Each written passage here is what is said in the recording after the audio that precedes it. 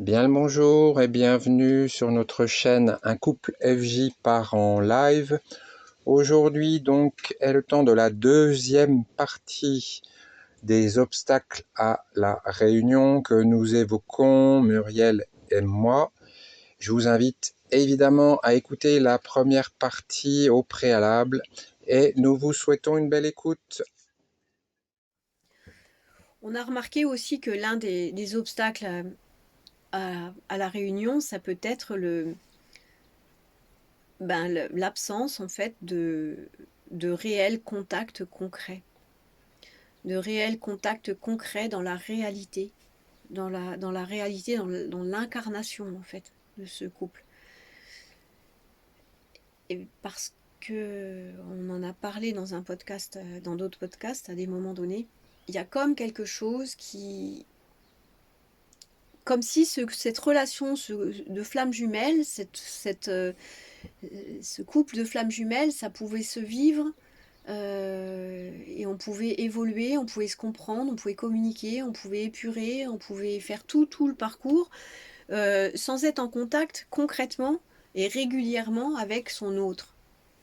Et pour moi, on est dans cet endroit où en fait, on est dans l'imaginaire, on est dans un truc fantasmé.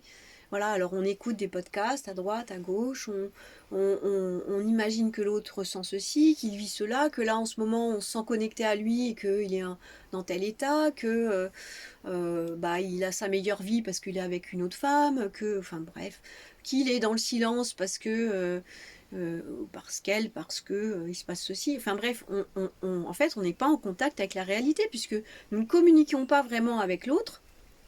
Nous ne sommes pas dans une relation communicante, nous ne sommes pas dans une relation en présentiel.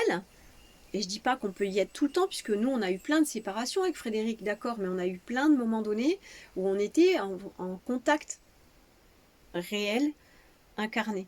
Et à partir de là, on a remarqué que il y a beaucoup de fantasmes développés sur la relation et sur l'autre, d'un côté comme de l'autre. Et à partir de là, on est dans notre tête, on est dans notre bulle, on est tout seul dans notre coin, et on n'est que dans une forme de fantasme. Et le manque et l'absence de contact en présence est un frein pour moi à l'évolution à soi-même et à l'évolution de la relation. Oui, pour moi, c'est une telle évidence que cette opportunité qu'offre la relation particulière FJ, elle n'est vraiment une opportunité que si il y a vraiment une relation. Et c'est vrai que je suis quand même des fois scotché d'entendre que des gens parlent de séparation sans avoir été ensemble. Et d'ailleurs, j'en profite pour clarifier quelque chose par rapport à des commentaires que j'ai pu lire sous notre chaîne. C'est les gens qui disent du genre, waouh, vous avez de la chance d'être ensemble. Déjà, non, c'est pas une chance, c'est tout un travail. Je pense que vous l'avez compris, c'est tout un cheminement.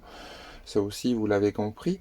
Et comme si aussi c'était que je n'évoquais que que pardon que nous travaillons que quand nous sommes ensemble. Non, pour moi, les temps de séparation sont tout aussi importants et en même temps, ils ont été essentiels dans notre parcours, pour notre avancée à Muriel et à moi, je pense. En tout cas, pour moi, c'est sûr.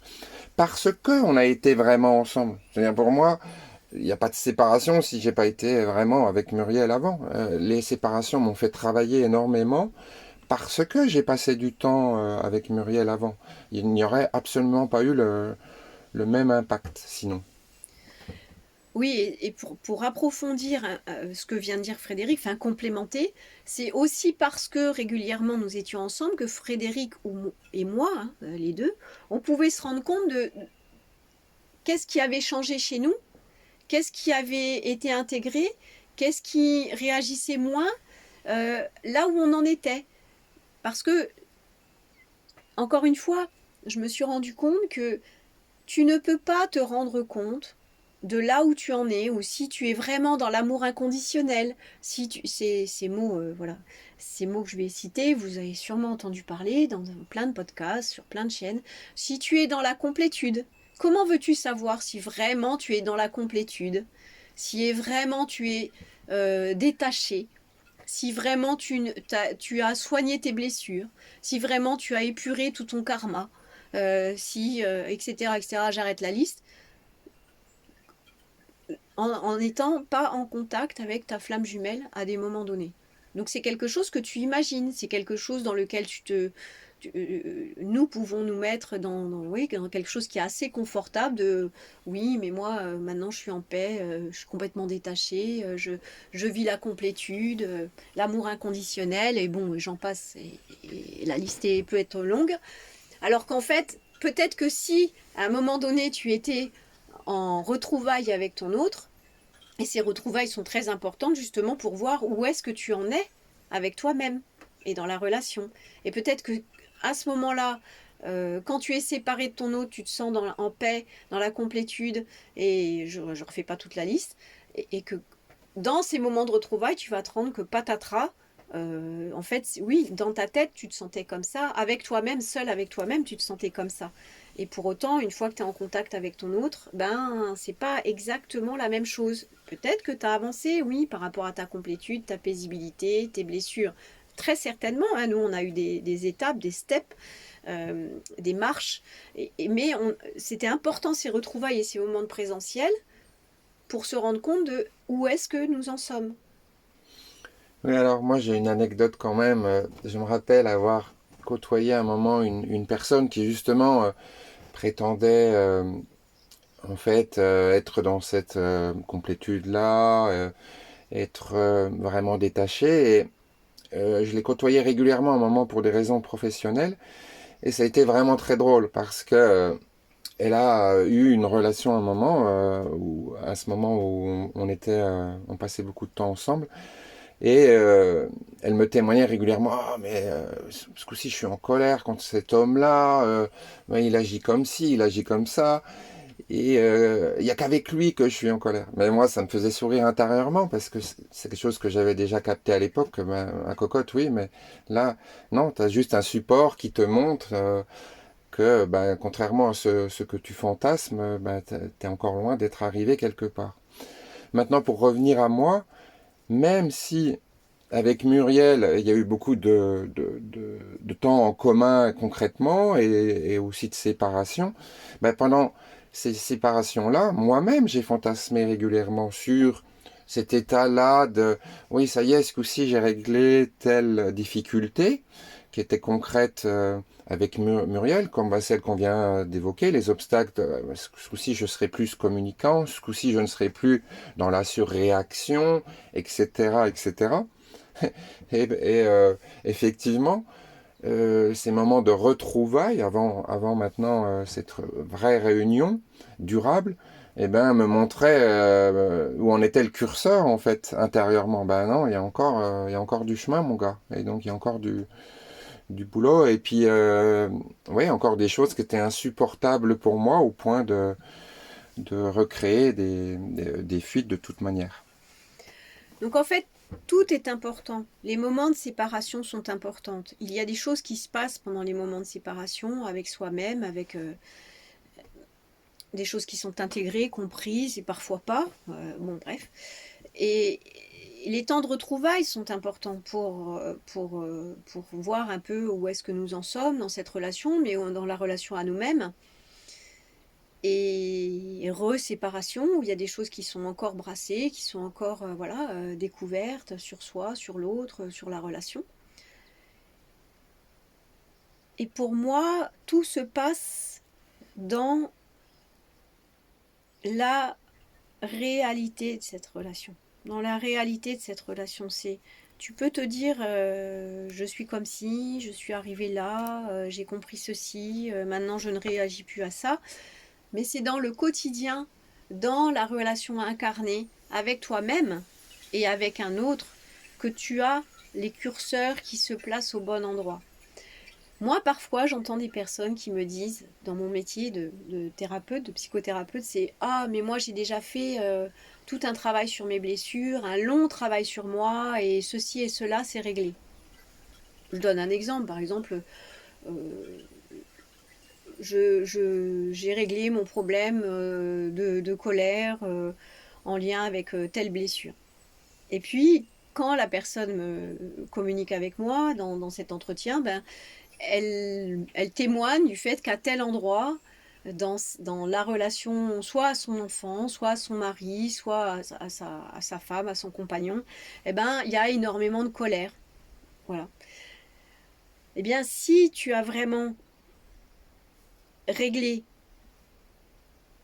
apaisé telle blessure, si tu as accompagné cette énergie colère, si tu l'as délestée, si tu as fait sens, bref, s'il y a quelque chose qui est intégré, qui s'est délesté au niveau de cette émotion colère bloquée depuis tant d'années, si tu as fait ce profond travail sur toi, eh bien quand tu es en relation concrètement avec ton mari, avec ton enfant ou X, eh bien à ce moment-là, il n'y a plus de conséquences de cette colère dévastatrice et de cette blessure qui se réactive. Vous comprenez, il y a toujours une sensibilité, mais il y a quelque chose qui est concrètement dans l'incarnation de la relation, quelque chose qui s'est pacifié, et tu le vis dans la 3D. Alors là, du coup, on a un obstacle qui apparaît, c'est très clairement aussi le travail sur ces blessures. Et pour moi, c'est pas tant la longueur du travail qu'on a pu faire, mais plutôt la qualité, non pas la quantité de travail. Et moi, j'ai eu cette chance dans cette relation FJ, c'est d'être en relation avec Muriel, thérapeute, depuis très très longtemps, et qui m'a finalement appris, transmis comment m'y prendre, justement, dans ces moments-là, pendant lesquels ça s'élève, dans la relation, comment revenir à moi, comment relationner avec ces parties de moi, comment apaiser tout ça en moi, comment mieux le communiquer, et puis revenir concrètement aussi dans la relation après coup, le, comme l'intégrer après, encore plus en profondeur, en le vivant dans la relation de couple FJ ou pas d'ailleurs, peu importe. Encore une fois, pour moi, finalement, on pourrait résumer la différence du couple FJ en termes d'intensité et du coup de rapidité, mais euh, si tant est que on fasse les choses correctement quand même. Et pour ça, oui, le travail sur ces blessures, c'est aussi un point très important et en termes de qualité du comment concrètement. Et non pas sur de l'analyse, de la compréhension simplement, parce que ça aussi, c'est des choses qu'on entend beaucoup, qu'on lit beaucoup. Oui, moi j'ai compris, je sais, et en même temps, dans l'expérientiel, il en est tout autre. Voilà, et par rapport à tout ce que nous venons de dire, et sur le thème des blessures, nous transportons tous des blessures différentes les uns les autres, parfois communes, etc. Il y a quelque chose qui est très sur lequel tu peux plus le mettre de côté, tu peux plus le mettre sous le tapis, le truc, quand tu es dans un couple de flammes jumelles. Tes blessures soi-disant soignées, tes blessures soi-disant apaisées, avec ce long travail, et comme disait Frédéric, c'est pas la longueur du travail, c'est la qualité du travail qui est fait dans tes profondeurs. Et ben quand tu es dans un couple FJ, d'un seul coup, ben, tu te rends compte que telle blessure, ben walou, est toujours active, et elle se réactive, et des fois puissamment, etc. Et, et oui, il y a beaucoup de choses auxquelles nous avons accès aujourd'hui. Nous avons accès à beaucoup de connaissances, à beaucoup de vidéos, à beaucoup d'audios, et moi y compris, hein, à beaucoup de livres, à beaucoup de gens qui font des conférences sur le net et en présentiel. Et bref, nous avons accès à beaucoup de connaissances sur l'énergétique, les plans karmiques, les programmations sur tel outil, analyse transactionnelle, PNL, l'hypnose, les livres sur les blessures, bref. Et là où, moi je le remarque dans mon métier, là où la plupart du temps on se plante, c'est que nous avons beaucoup de connaissances, nous avons accès à beaucoup de connaissances, mais ça reste de la connaissance intellectuelle, ça reste de la compréhension et de la conscientisation, ce qui est déjà beaucoup. C'est une étape importante, mais ça ne suffit pas. Ça ne suffit pas à créer des changements dans nos profondeurs, dans notre monde intérieur. Nous devons passer, il y a tout un chemin qui n'est pas facile un pont entre la connaissance et l'expérientiel intellectuel, la connaissance intellectuelle, la conscientisation des choses, et le pont que nous avons à traverser pour avoir une connaissance expérientielle dans notre propre matière, qu'elle soit énergétique, qu'elle soit karmique, qu'elle soit au niveau des programmations, qu'elle soit au niveau des blessures. Et à partir de là, quand nous faisons descendre cette connaissance et que nous l'expérimentons sur un plan plus incarné, ça devient de l'expérimentation qui est un levier puissant au changement à l'intérieur de soi, à des changements importants, à des changements concrets et que nous pouvons observer dans notre vie relationnelle avec nos enfants, avec notre partenaire, dans un couple FJ, avec des relations amicales, etc., etc. Nous avons des indicateurs comme quoi, oui, concrètement, il y a des choses qui ont changé, mais parce que nous avons fait ce cheminement sur ce pont. Et moi, je trouve que c'est quelque chose qui est très bloquant actuellement. Pour une part, bloquant pour une part, c'est bien qu'on ait accès à toutes ces connaissances, etc. Mais moi, parfois, j'ai des personnes qui m'appellent et qui presque, presque non, sont bloquées en fait dans cette connaissance intellectuelle et qui sont tellement connaissants de plein de choses qui vont même me dire comment je dois faire pour les accompagner. Vous comprenez? Donc, on perd en fait un bon sens de base, c'est que à un moment donné, quand nous sommes en difficulté dans nos vies, eh bien, et que nous faisons appel à quelqu'un qui est professionnel et qui a beaucoup d'expérience de terrain dans sa profession, eh bien, on perd comme un bon sens de paysan, un gros bon sens de base que si je suis tellement en difficulté, c'est bien que j'ai besoin d'aide. Et que donc, ce que je connais, ce que je sais sur moi, ce que je connais intellectuellement, ce que j'ai compris en écoutant des podcasts, bref, ce qui se situe au niveau de l'intellectualisme et de la conscientisation de base, eh ben, ce n'est pas assez. Donc, il est important peut-être de découvrir que nous avons à nous remettre en question et peut-être à redescendre et être un peu plus dans l'humilité par rapport à tout ça et que la connaissance intellectuelle n'est pas suffisante.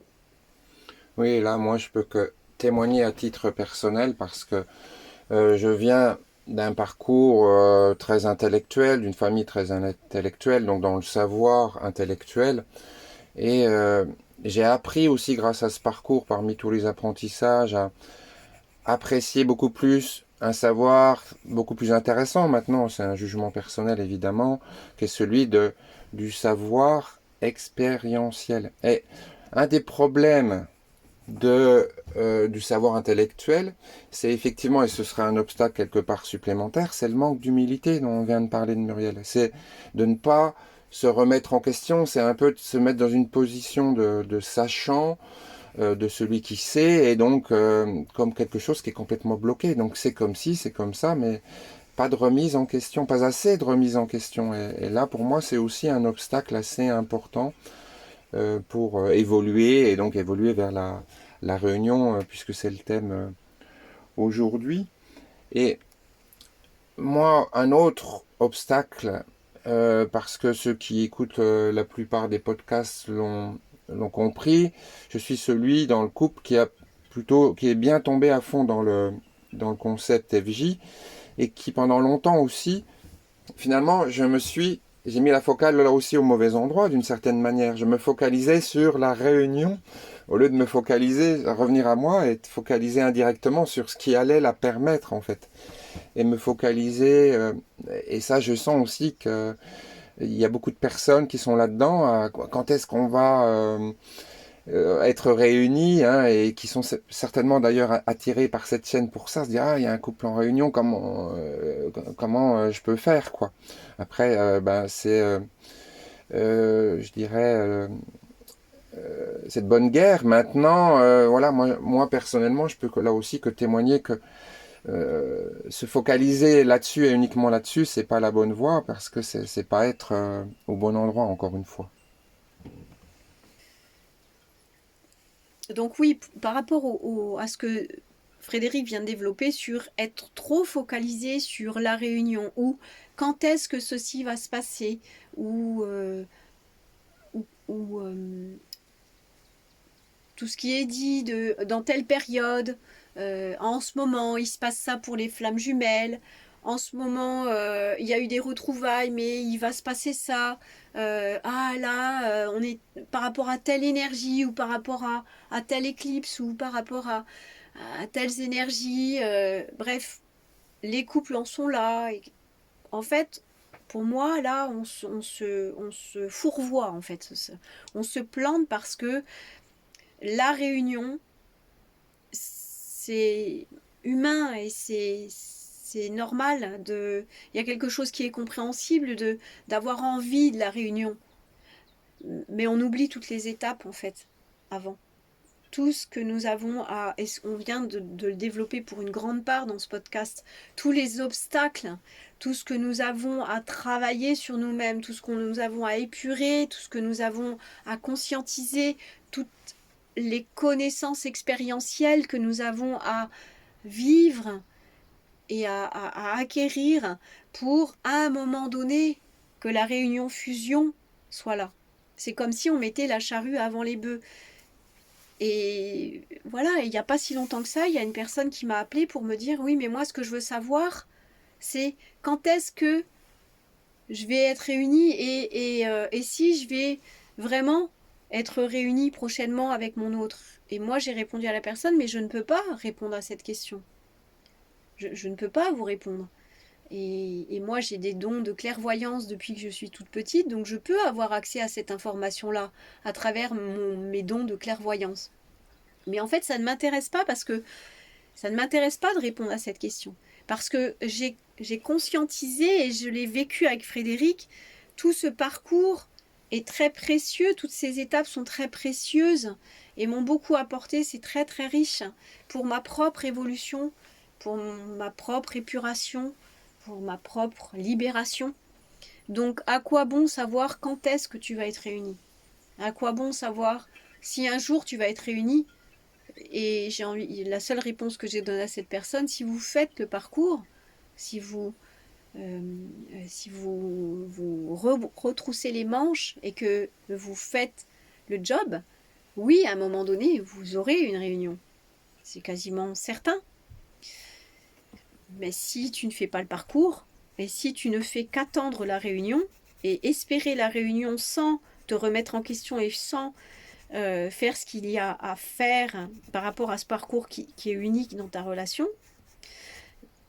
Et je ne vais pas refaire la liste de tout ce qu'on a dit auparavant, on l'a assez développé encore dans ce podcast.